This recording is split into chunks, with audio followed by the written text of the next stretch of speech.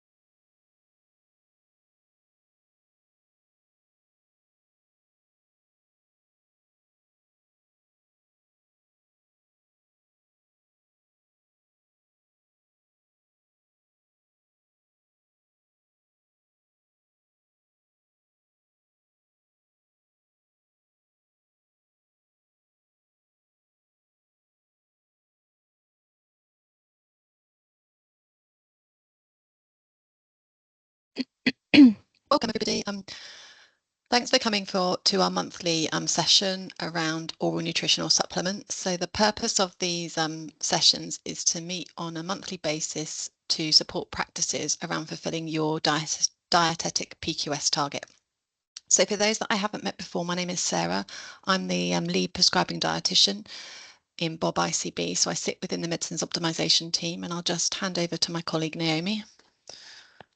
Yeah, hi, I'm Naomi Assembi. I'm one of the prescribing dietitians for Bob ICB. We go over what we're going to be covering today. Excuse me. So we'll be just revisiting the standing operating procedures. We know a lot of you have already sent in your SOPs, and we'll just be going over that again today. And then some templates that might be able to support you in delivering the PQS this year. We've got a new dashboard which will support you in looking at how you're getting on throughout the year. And we'll be going over just a reminder on the differences in ONS and tube feeding and some justifications for when you might still use a non-preferred ONS. And then our deeper dive topic today is end of life. And we'll be following that up with some case studies. And all throughout, if you do have any questions, it's meant to be an open forum. You can interrupt, you can put your hand up, you can ask anything. That's what we're here for. We're here to support you however you need. So with the standing operating procedure, just as a reminder, 5 points are awarded to the practices that submit one. We have a guide online. It's not a strict template you have to follow. It's just there to support you. We're offering feedback individually to practices with some just extra support and resources. And where we might need a little bit more information, we'll reach out to you individually. We've extended the deadline to the 31st of August for those that haven't yet managed to submit that. It will help you with completing the PQS target because it will help you just really decide how it's going to work in your practice in terms of who will be responsible for the different elements of managing an ONS prescription in your practice. So the link is there for the guide. And if you do have any questions, please reach out by email. To support that, we've put some templates together. So the link is there. There's all like folders with supporting resources for the PQS on SharePoint. So you can customize them however you wish. You don't have to use them at all, but they're there if you perhaps want some template text messages or emails. So we've given some examples perhaps where you have received a prescription request from a dietitian for a non-formulary ONS and it's not really clear why they've gone for a non-formulary ONS, and we've all got to be accountable for sticking to the formulary where we can. So there's some just, nice, kind, gentle prompts for figuring out if there is a rationale or not and where they could perhaps look at an alternative. And we've got some text messages examples for where you could get some up-to-date weight information from a patient, or perhaps they've been discharged from hospital on ONS and you want to set expectations around letting them know they've had that in hospital, please use it up. Then, go back to what they're eating and drinking normally. And then if they do have concerns, let them know you're there to support and can look at treatment options for managing their malnutrition going forwards after discharge.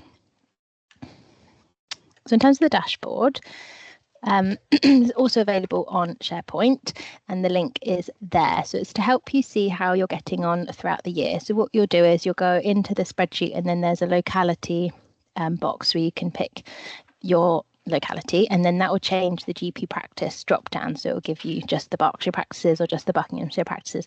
So find yours. It's already should be preset for the most up-to-date data that we have. We're always about 2 or 3 months behind. And Sarah's just shared the link in the chat for you. And then it will tell you, as of that month, how many patients you have totally on supplements.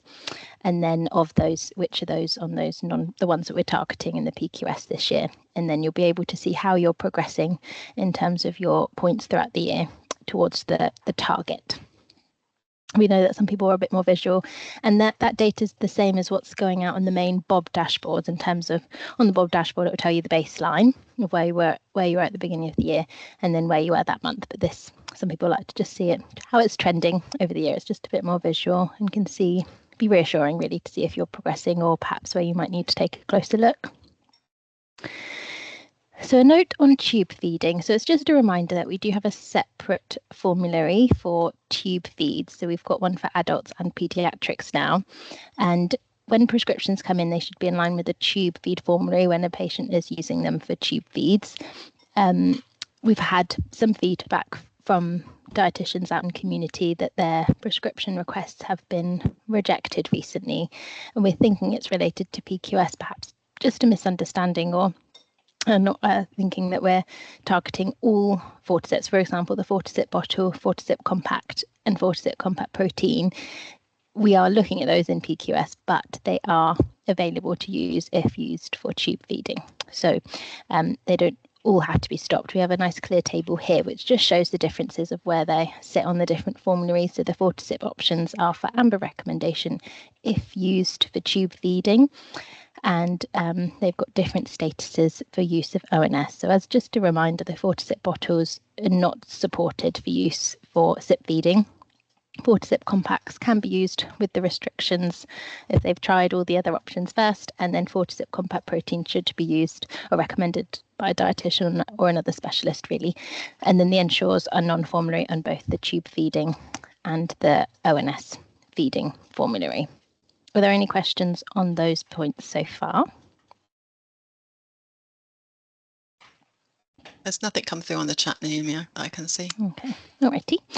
So then sometimes there is still justification for a non-preferred ONS. So it's just being aware of when someone is under active dietetic care, because we are getting some dietitians reporting that their decisions are being challenged, or it's fair enough if it's been too long since their last letter and the dietitian said, oh, I'm going to review them in 6 weeks, and it's been 8 to 12, and you think, well, are they still seeing them? Are they not? Should they still be on the ensures or whatever? So fair enough just to reach out and clarify. But where they have got it in their letter, where it is clinically justified, we would not penalise practices for that. So though there is this 30% target that we've set, just as a reminder, we have used that from previous year's figures. So we know that 2/3 of those, it's because they should be excluded. So they need to have a non-preferred ONS for a clinical reason. Perhaps they've got a mental health condition or a learning disability, or the dietitian has recommended it because they've tried everything else and they won't take anything else. There's always going to, if the dietitian has given a reason, that's okay. Keep to that reason and prescribe as recommended. And then we've given enough of a buffer that we understand some patients just don't want to change.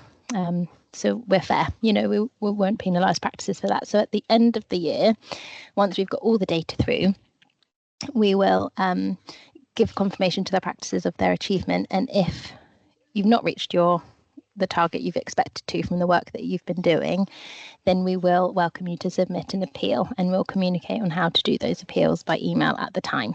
So we'll be as fair as possible. So obviously we appreciate all the hard work that everyone's doing. We appreciate where communications should be more open, that everyone needs to be accountable and everything, but where there is a justification, we just ask that it doesn't always need to be challenged just to try and reach the PQS target if it has been, if it is rationalised and justified. So we're going to move on to some case studies, get you thinking about how we always get these challenging cases, and I'm going to hand over to Sarah. Yes, so I thought I'd just go through these couple of case studies that I've received over the last month since we did our previous webinar. So the first one is around a non-formulary ONS being requested by a dietitian. So the patient is a 47-year-old female. They have Ehlers-Danlos syndrome, which is affecting their gastrointestinal tract. They are under the gastro consultant and the dietitian. The dietitian suggested changes to maximise the patient's oral intake, but a food-based strategy is limited owing to their dietary restrictions related to their Ehlers-Danlos. They have been prescribed Ensure Plus milkshake, and the dietitian was contacted by the practice to review this as it's a non-formulary ONS, which we've obviously gone through in a previous slide. They have a BMI of 16 and a must score of 2. So the dietitian took on board that feedback from the practice. And if we go to the next slide, please, Naomi.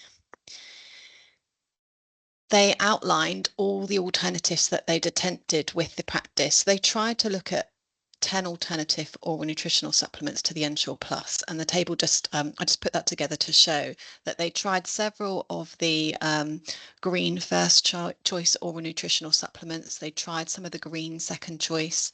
They looked at some of the green restricted products, and they did actually look at some of the more specialist products. So the ones at the bottom of the table called peptide ONS, where the protein content of the oral nutritional supplements has been broken down into peptides, and you can see they're a lot more expensive.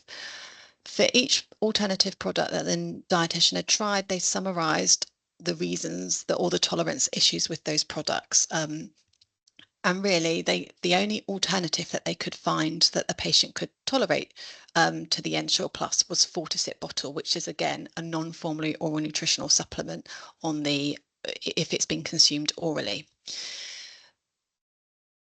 The benefit of the Fortisip bottle over the Ensure Plus is it's slightly more cost effective at £1.45 per bottle versus £1.52.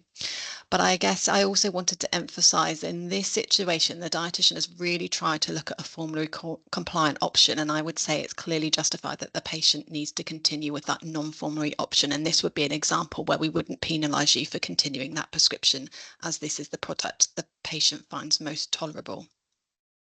So that was one kind of case study. I don't know if anyone's on the call has had any similar experiences or have any comments regarding that.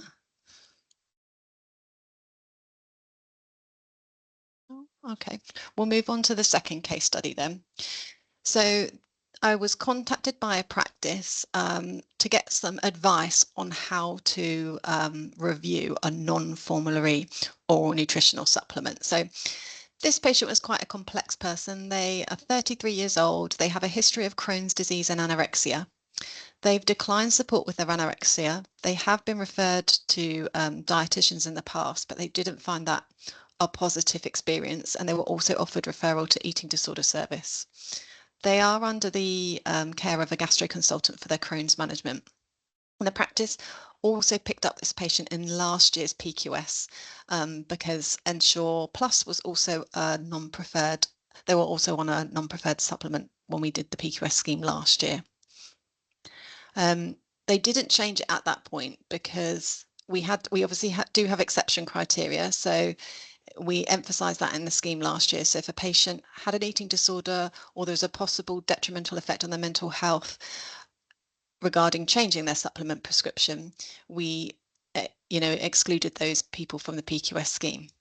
However, the practice did still reach out to that patient and offer a referral to the dietitians, and that's where the dialogue occurred around them not finding it was a helpful experience in the past. But it did get the practice to check that person's weight and has led to regular kind of contact with them just to check what's going on.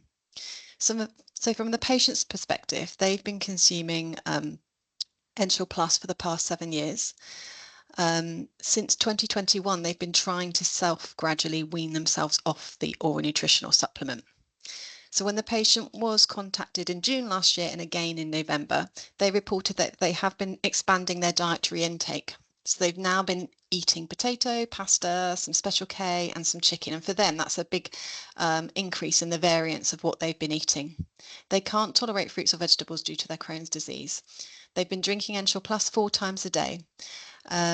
At that point, the practice did explore with the patient around switching over to a formulary compliant option. So as they're a young person, they should be able to make up a powdered supplement.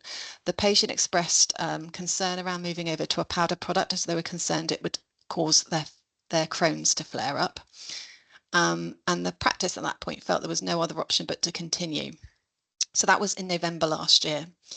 Now, in June, they have reached out again to that patient and checked their anthropometrics, and you can see that summarized in the table there. So their weight now in June is around 74 kilos. They have a BMI of 22.1 and their weight's gone up by a further 5%, and their MUS score is 0. And you can see, if you reflect on their weight history, it's been gradually going up. And since December, they've definitely had they've been at low risk of malnutrition. So the practice reached out to me to say, what should we do? It's a complex patient. I'm not quite sure how to manage it. And given that they're refusing referral to an eating disorder or dietitian, they weren't sure how to pursue it. So Does anybody have any suggestions of how you would manage this, or would you prefer if I outline what I would suggest?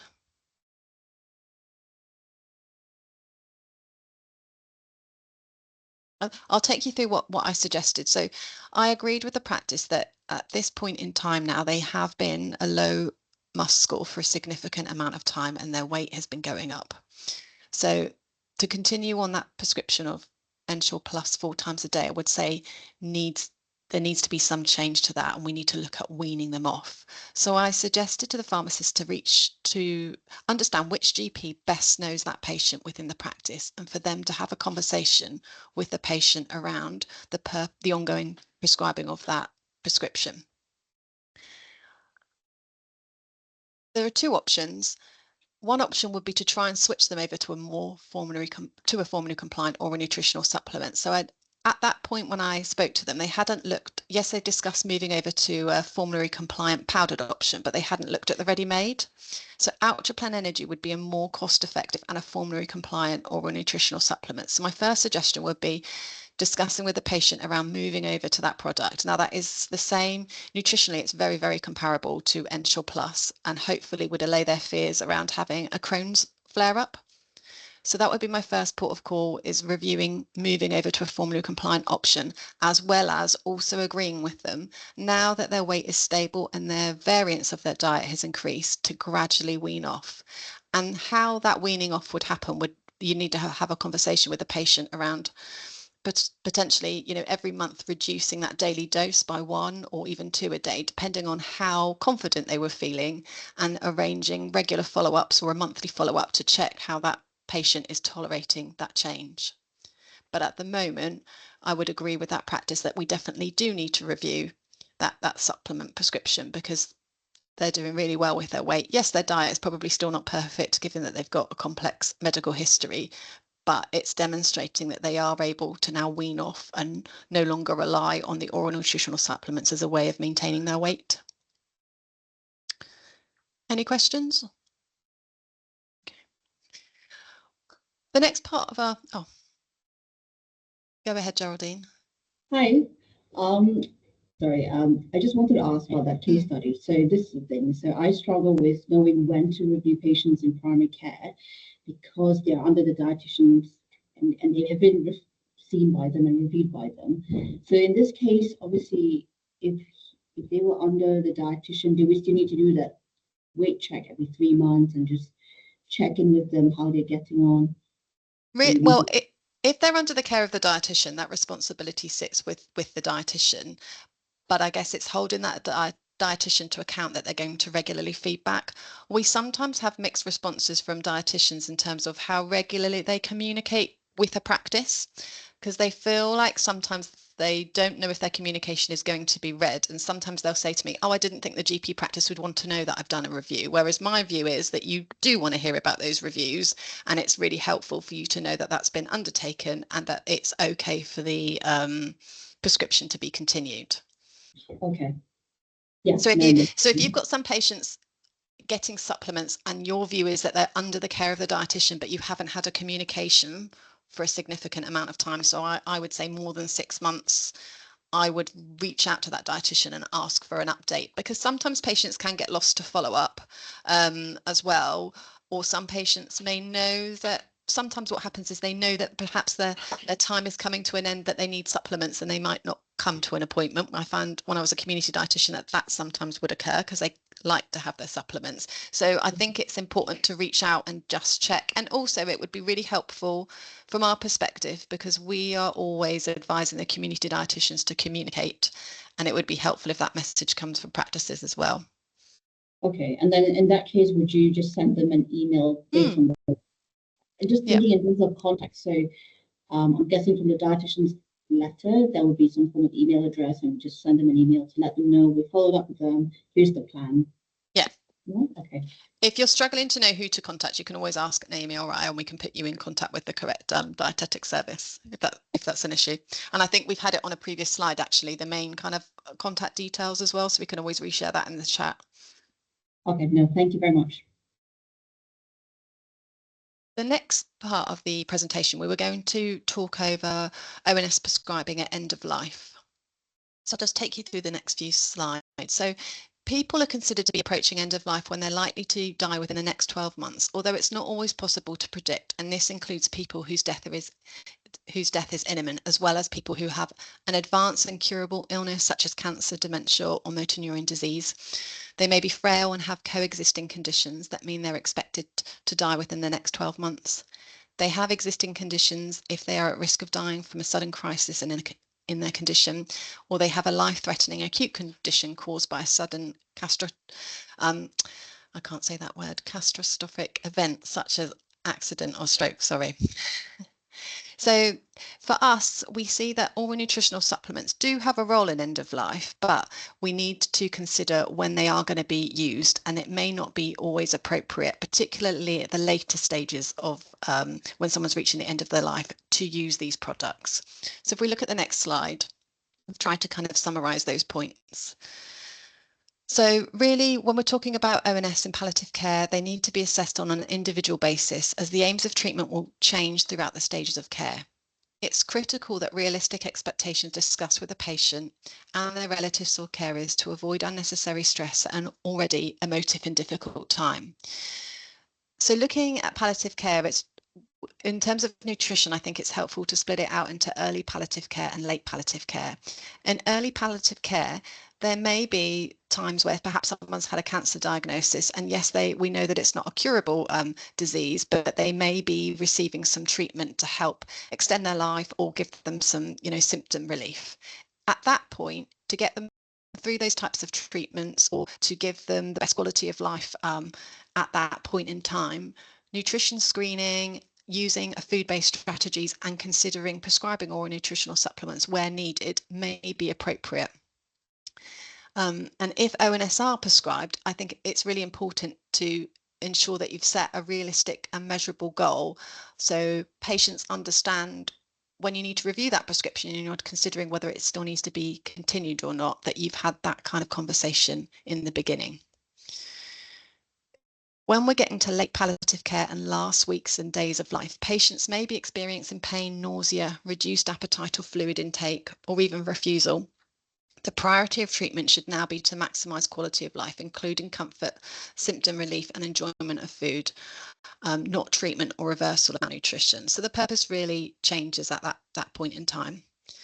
Aggressive nutrition support, so including prescribing of oral nutritional supplements, is unlikely to be beneficial, especially if it's causing discomfort or anxiety. Nutrition screening and commencing ONS is not usually recommended at that stage. And we try and encourage people not to prescribe for the sake of doing something.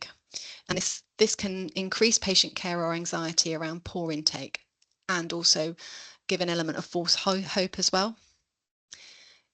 If someone has been prescribed oral nutritional supplements at the early stages of palliative care, this would also be an appropriate time to consider whether there's any clinical benefit of continuing to prescribe that product to somebody as well. If we move on to the next slide, please. So when a person is reaching end of life, some people may have a reduced appetite and lose interest in eating and drinking. This can be really distressing for relatives and potentially for the person themselves, as reduced food intake and weight loss associated with it may not be recognised as part of the dying process. However, it's a normal part of the late stages of palliative care as the body slows down. It's natural for relatives or carers to want to continue to provide nutrition during this time, but it's recommended to offer food and drink for enjoyment and comfort when the person freely accepts what is offered to them. Forcing someone or pressurizing someone to eat and drink can cause unnecessary discomfort and stress. So it's really being led by that patient and their appetite and what they find palatable and tolerable. In some cases, relatives may request oral nutritional supplements, particularly when someone's eating and drinking perhaps changes significantly, with the hope that it's going to prolong their loved one's lives. However, ONS are not superior to normal food and drink, which are often more palatable and preferred. The focus should be on maximising that quality of life and offering the patient what they feel like, not weight gain or meeting nutritional needs. Starting ONS and end of life can also set unrealistic expectations to relatives. Trying to use food-based strategies to support a person's eating and drinking can be helpful and a meaningful focus for relatives and carers, especially when paired with the message that the primary goal is keeping the person comfortable rather than building that false hope. We do have a resource that kind of takes you through all those kind of bits of information that I've just shared on those last few slides. It's called the Eating and Drinking as Conditions Progress resource, and the link is there and it's on our SharePoint and website as well. If we move on then, I'll just hand over to Naomi for a case study. Oh, you're on mute, Naomi. Sorry. I just want to share some examples from when we have looked into some patient records before. So where you might just think, oh, perhaps that's an end of life, and do I really need to consider ONS, or is it not the best option? So it's not always obvious. So the first example, we've got not eating very much, reduced appetite, also they're sleeping more than normal. So it's not exactly that they're end of life, it's just possible. If they're sleeping more, perhaps they're refusing food and fluids and medicines. Those are just key flags for us that they're moving towards the end of life or progressing in their condition, and where their eating is now poor. So it's having, rather than automatically adding ONS, having that conversation with patient or family or carers about what is the best option right now, what's going to be better, based on what Sarah was saying, the different options and the different things there. And then if the option 2, we've got, may you please prescribe some drinks with proteins for X patient, as the family's asked, and that links with another example here with the family requesting it. So this one, they had a conversation with the family. They were already on a blended diet and they're losing interest in the food. The practice had discussed food fortification, adding specific high energy ingredients like cream, butter, mayonnaise, grated cheese. They talked about homemade supplements. They gave resources. But the husband had more faith that the prescribed supplements would have the right stuff in them. And then the practice did have a conversation about how food is better, but because and they discussed the impact of dementia and how during those final stages of the disease, it is normal to lose interest in eating. It can make you more susceptible to infections and feeling weaker, but in terms of the balance between the family doing all they can and wanting to do more, in this instance, the practice agreed that they would start supplements, but they did do all the right things. Absolutely discuss food first, just explored those ideas around that the supplements don't offer anything that food cannot, and actually, do we want to have quality of life at the end of life and have just what you like, when you like it, and what you desire, not put pressure on to intervene and have some supplements because you think what's the goal here. We're not aiming to have a specific weight in mind. It's more just about the quality of life and being comfortable and having the things you enjoy when you enjoy them. And then but it's always having a judgment. We don't want to put the family in an uncomfortable position or anything. It's always a difficult conversation. Every conversation is different. You don't know how it will go. Sometimes the family are quite adamant they don't want to input something, which I think Sarah's about to share about in a moment. And just the last example here is this gentleman is for palliative care, likely approaching end of life, has had significant weight loss in the last few months. Please can he have a prescription for supplements?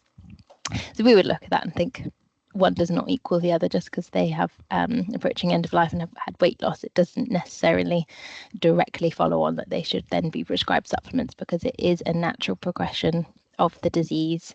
It is normal to lose weight at the end of life, and it doesn't mean that you have to intervene if it's not appropriate to.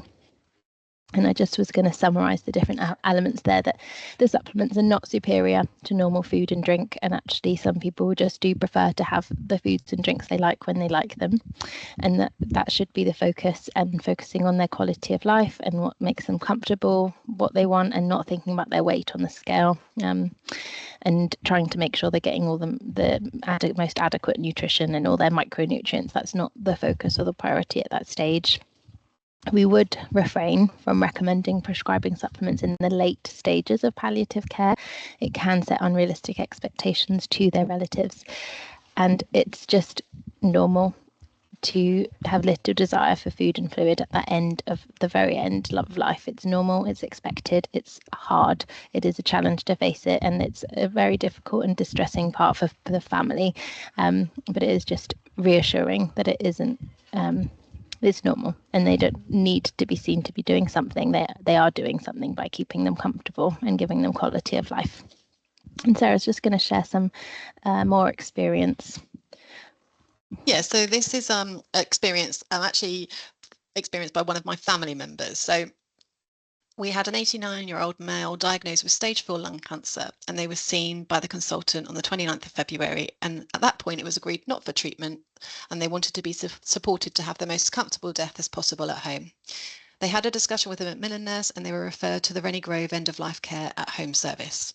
So 2 weeks later, they had their first visit by the Rennie Grove nurse, who came to see the patient at home and introduced the service and offered, without, I would say, any kind of dialogue around what was happening with the weight of the person or their eating and drinking, they offered to prescribe oral nutritional supplements.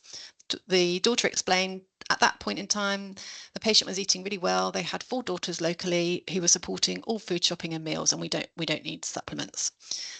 They had a further visit from the Rennie Grove nurses 2 weeks later, where they had a more in-depth discussion around discussing end-of-life wishes, and again offered oral nutritional supplements. And we had a repeat conversation of the previous visit. Then in the beginning of April, there was a sudden deterioration. The patient developed a chest infection. Their eating and drinking significantly deteriorated, and they suddenly needed some live-in care support to support that overall deterioration.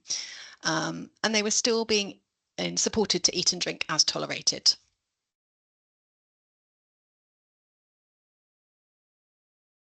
We now come to about 6 weeks later, on the 15th of April. The patient was at that point in time unable to swallow medication, so they switched over to liquid forms. And again, at that point, the nurse offered oral nutritional supplements, and the daughter queried the value of this. As the patient was unable to swallow meds, it seemed like they were probably reaching the end of the last few days of life, and if they can't swallow a medication, it's unlikely that they would be able to swallow a nutritional supplement. So something that's 5 mil versus 200 mils, it's unlikely. And again, that they were being supported to eat and drink as they so wished.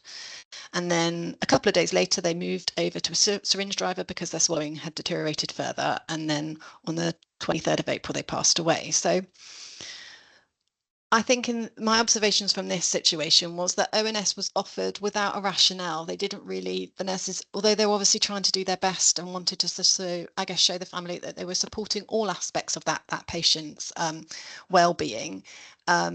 They weren't really checking about eating or drinking, or actually appreciating this person actually had a really good support network. So in terms of, I guess, getting people to support that individual, suggesting, homemade drinks, or making sure that you're focusing on those foods that potentially have more calories and protein, would be like a focus for that family, rather than, just handing out the supplements, really.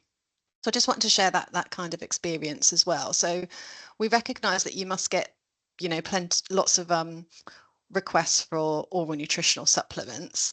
If we move over to the next slide, Naomi, it'd be helpful to hear your perspective. If those case studies that we've shared today, are they reflective of your experience currently in primary care? And I know that we have recently, actually yesterday, I had some feedback from a practice in Bucks that was saying that they are having pushback from relatives who've perhaps been seen by a palliative care service who've suggested that their relative does need supplements, and they're wondering whether we can do some more training to palliative care services across Bob. So we will definitely be taking that action forward as well. So if there are any teams or anything that you feel that would benefit for some refresher training, we would really appreciate your suggestions, and we will definitely take that forward. Any questions or queries or feedback?